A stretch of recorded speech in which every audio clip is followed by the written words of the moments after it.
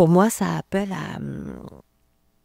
se ramener à des échelles beaucoup plus petites, de communauté, je dirais, de communauté d'intérêt, de communauté de sensibilité, puis de se rapprocher des nôtres étant que la famille immédiate, mais qui sont aussi les amis, et de chérir vraiment cet aspect-là. Et tout en restant sensible à ce qui se passe autour de nous, mais de trouver une façon de, je sais pas si j'appellerais ça de la consolation, mais en tout cas d'avoir une certaine douceur, en tout cas. Puis je pense que l'art peut apporter ça pour calmer l'anxiété que peut amener, justement, si on parle d'un point de vue écologique, on ne sait pas trop ce qui se passe, puis actuellement, puis on voit que nos chefs politiques qui ont été très sensibles pendant la pandémie, de considérer, oh wow, on entend des petits oiseaux, oh wow, la terre vibre moins, donc il y a moins de tremblements de terre. Puis on s'est rendu compte que c'était beaucoup généré par l'activité humaine, si la terre tremblait, tout ça.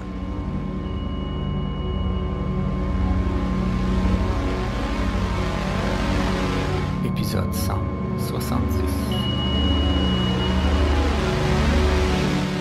Imaginez que vous écoutiez les battements du cœur de la Terre, que vous sentiez le grondement des plaques tectoniques et que vous viviez le temps géologique. Voici l'expérience que propose la composition électroacoustique Oscillation planétaire. Une création de mon invité pour ce dernier épisode de la 6e saison du Balado Conscient, l'artiste sonore et une amie de longue date, Chantal Dumas. Chantal partage ses perspectives uniques sur la capture des mouvements cachés de la Terre. Oscillation planétaire est une invitation à écouter profondément la planète sous nos pieds. Un rappel de l'échelle de temps immense des processus géologiques et un appel à une conscience à la fois environnementale et spirituelle.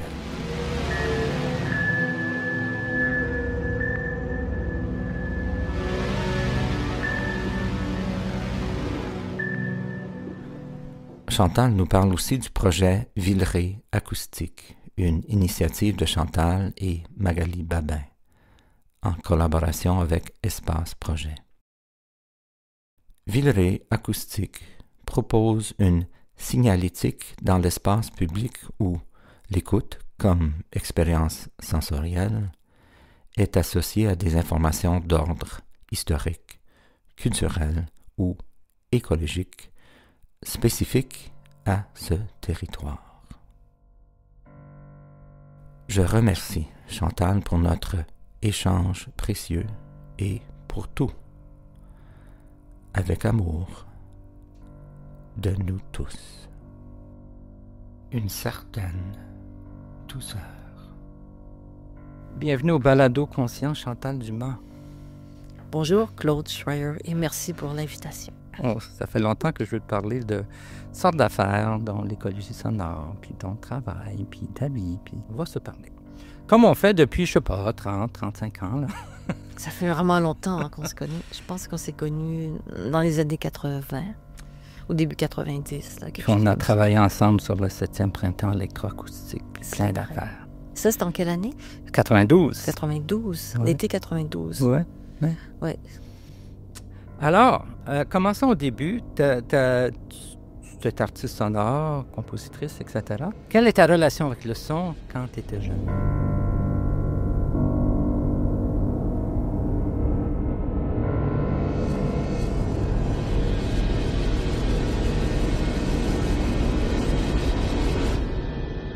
C'est drôle, c'est pas tellement ma relation avec le son que ma relation avec des images.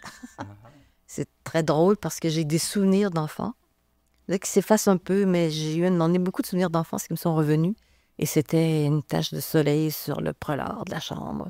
C'était la couleur de fruits. C'était des choses plutôt d'ordre visuel, je dirais. Et probablement que le son, Ce qu'ils doivent bien avoir remarqué, c'est qu'enfant, on passait tous les étés à la campagne, près d'une rivière. Et donc, il y avait un petit lac dans lequel on se baignait, puis il y avait la rivière, puis donc il y avait la nature, il y avait les oiseaux qui étaient là, qui étaient présents. Et les insectes, je me rappelle d'avoir été toujours très curieuse des insectes, tout ça.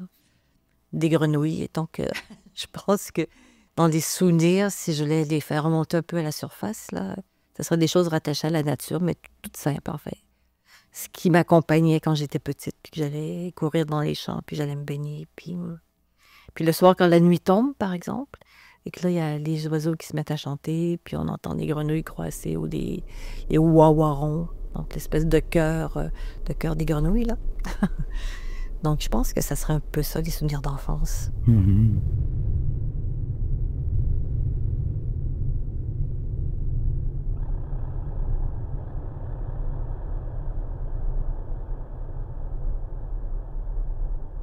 Oscillation, c'est un faible Oscillation. mouvement. Mhm. Donc, comme cette grande pièce, parce que ça fait, je ne sais plus combien, là, autour de pas loin de 50 minutes, c'est le mouvement de la Terre à différentes échelles. Donc, l'oscillation, c'est ce qui bouge.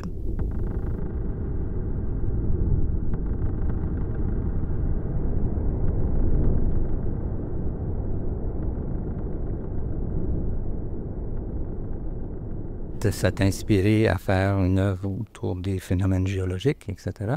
Oui, moi, je dis la mécanique terrestre, en fait, c'est ce qui m'a intéressé. Parce que tout ce qui a précédé, j'ai beaucoup travaillé avec le paysage sonore. Donc, je fais beaucoup d'enregistrements, donc entendre la Terre, mais ce qu'on en entend à la surface, tout ça. Et puis, sans considérer que sous les pieds, sous nos pieds, ben, il se passe beaucoup de choses. On vit à la surface de la Terre.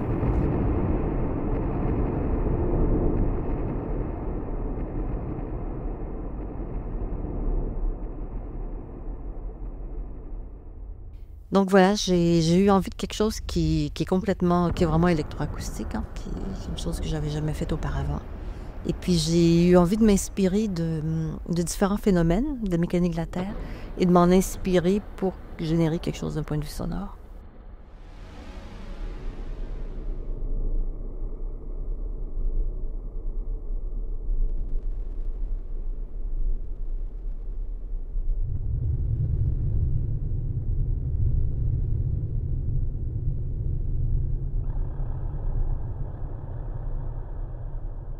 Et puis ça se décline en 9 parties, mais des parties qui comprennent parfois plus d'un exercice, plus d'un mouvement en fait.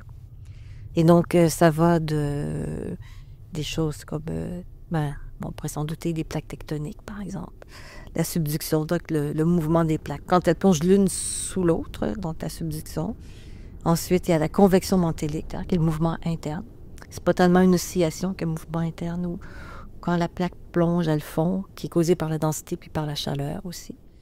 T'as ce mouvement-là. Ensuite, il y avait les geysers. Ça, c'est une chose que l'on voit à la surface de la Terre, mais qui l'action commence sous la Terre.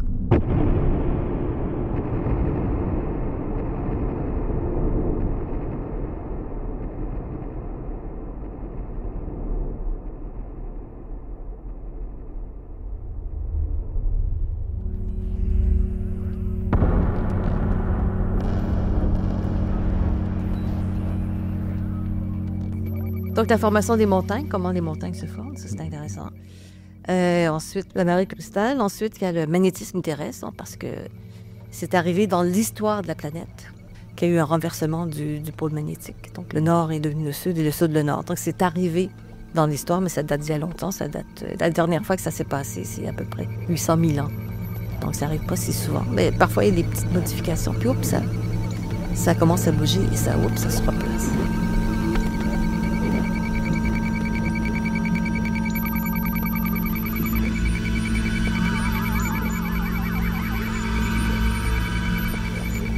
On devient la planète en écoutant cette œuvre-là. Alors, c'est peut-être toi qui pourrais me le dire. Oui, moi, ça m'a beaucoup ému, puis ça m'a mis dans un espace-temps alternatif ou peut-être plus réel, plus concret, parce qu'on ne sent pas toutes ces Oscillations. C'est-à-dire on est moins conscient. Mais quand on ralentit ou qu'on écoute vraiment avec une écoute large, on peut les sentir. Donc, je pense que c'est un peu ça que moi, j'ai ressenti. Oui. Mais tu parles de ça, puis l'élément du temps, pour moi, était très intéressant, en tout cas dans ce travail-là. Bien sûr, ça demeure une durée de 50 minutes, puis une temporalité de chacune des pièces. Mais ce à quoi ça se réfère, c'était autant, si on parle de la naissance des montagnes, par exemple. Ça se fait sur des millions d'années avant d'arriver à une montagne qui fait 7 kilomètres de haut, qui fait enfin les montagnes les plus hautes.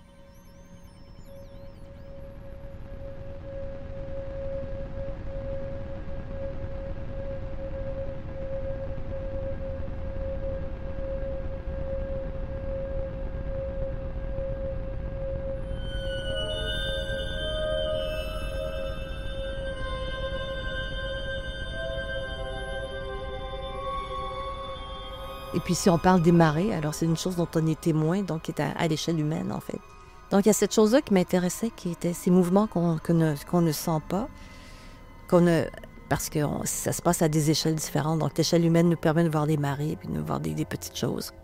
Mais on ne pourra jamais ressentir ce que c'est le changement magnétique, par exemple. On ne pourra pas le vivre, parce que ça va se faire d'une façon très très lente, qui n'est pas à l'échelle humaine. Et quand le mouvement sera complètement inversé, on court une chance de ne pas être là. Donc, il y a cet aspect-là temporel qui m'intéressait beaucoup.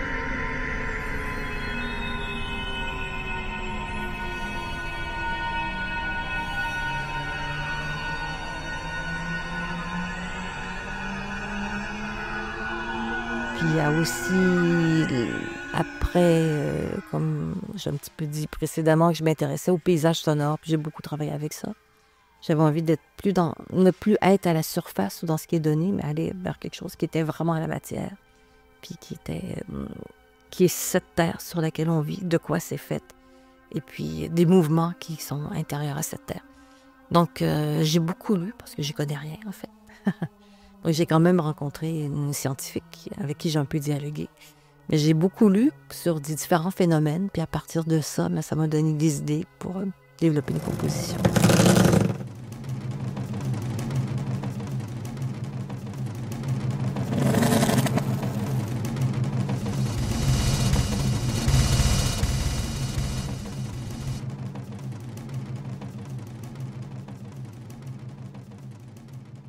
Et puis, qu'est-ce que je pense, est-ce que l'art est une chose importante? Je pense que c'est au centre de la vie. Je pense qu'on ne peut pas ne pas être sollicité, c'est peut-être même le mot, par l'art, sous toutes ses formes, que ce soit au niveau de la littérature, des arts visuels, au niveau de la musique, au niveau du design. Donc, il y a toujours quelque chose dans la vie qui nous ramène à quelqu'un qui a réfléchi, qui a conçu, et qui a exprimé sous forme d'une sensibilité ou une autre, appelons ça un objet, peu importe la forme qu'il a pris.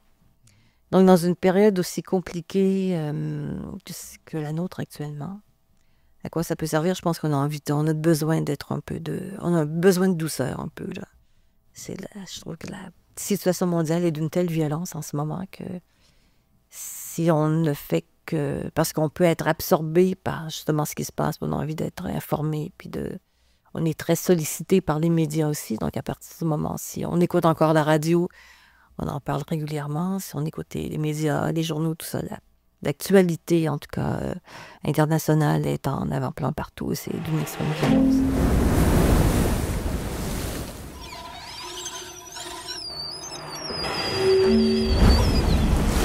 Est-ce qu'il y a d'autres choses que tu aimerais me dire avant que je ferme le micro?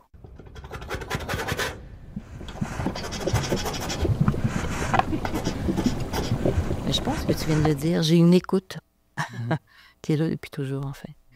Et qui s'est aussi mise en place avec c'est pour les gens qui vivent à Montréal ou qui sont de passage à Montréal. Il y a un projet dans le quartier qui s'appelle Villeray, qui est même un arrondissement, qui s'appelle Villeray Acoustique. Et vous cherchez sur Internet et puis vous allez trouver le projet Villeray Acoustique avec des points qui sont des points d'écoute. Et ces points d'écoute nous amènent à écouter peut-être l'activité du quartier, mais qui font aussi référence à la mémoire, par exemple. Il y en a un qui peut, pour ceux qui l'ont connu, le point dans une ruelle et qu'est-ce qu'on fait dans la ruelle? Bon, on jouait au hockey quand on était enfant, il y a une certaine activité comme ça, communautaire. Puis aussi, on peut être témoin de la vie domestique parce que l'été, on ouvre les portes et les fenêtres, donc on entend l'intérieur de couvert de l'extérieur. Donc, il peut y avoir des choses comme celle-là, comme il peut y avoir des informations plus d'un niveau du vivre ensemble ou par exemple, qui est plus écologique, qui est la présence des avions à Montréal. Donc, il y a un aéroport qui est à Dorval. Et donc, il y a plusieurs quartiers, arrondissements dont l'activité des avions vient troubler vraiment la vie des gens, parce que les avions passent très bas, c'est très bruyant, tout ça. Donc, il y a dans ce parcours, il y a aussi beaucoup de références qui nous renvoient à des groupes de résistance, par exemple, qui veulent modifier le trajet, entre autres, des avions. Mais aussi un autre site qui nous renvoie il y a un petit peu partout dans la ville, et aussi dans d'autres villes, des micros qui sont placés qui mesurent le niveau d'intensité sonore, du bruit, par exemple. Et c'est mesuré, puis on peut y avoir accès en ville. On peut y avoir accès sur l'ordinateur. Donc, il y a physiquement des points d'écoute qui nous appellent à toutes sortes de choses. Puis il y a aussi beaucoup d'informations qui sont là, qui viennent compléter à différents niveaux, des fois plus scientifiques, d'autres fois plutôt citoyens, d'autres fois. Donc, je pense que ce qui est important dans tout ça, c'est de considérer qu'on n'est pas seul sur la planète, qu'on n'est pas seul dans la vie, qu'on est aussi producteur de son et de bruit. Donc, d'être en relation avec l'autre, mais d'une façon sensible à toutes sortes de niveaux, en fait.